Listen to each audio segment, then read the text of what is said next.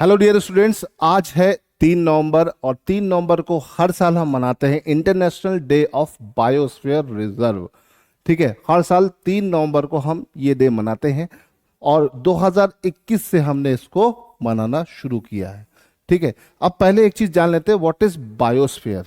ठीक है, बायोस्फीयर क्या होता है? देखिए, हमारे पास पूरे पृथ्वी के 3 हिस्से हैं। एक है पानी वाला हिस्सा जिसे हम बोलते हैं हाइड्रोस्फीयर, दूसरा है लैंड वाला हिस्सा जिसे बोलते हैं लिथोस्फीयर, और तीसरा है गैस वाला हिस्सा जिसे हम बोलते हैं एटमॉस्फेयर।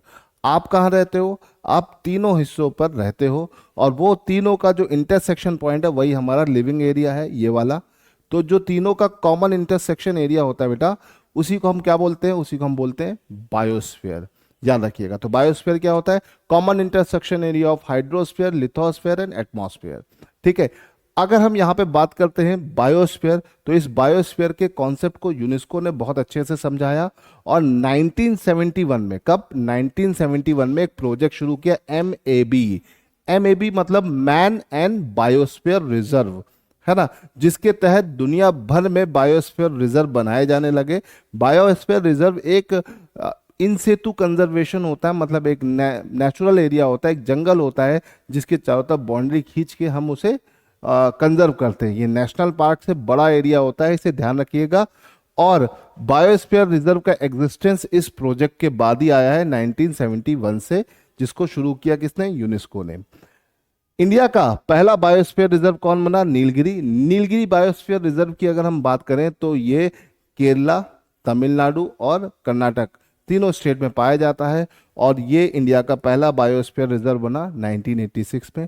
इंडिया में टोटल बायोस्फीयर रिजर्व कितने हैं? 18 है, जिसकी लिस्ट आप देखना चाहोगे तो गूगल पे भी मिल जाएगी।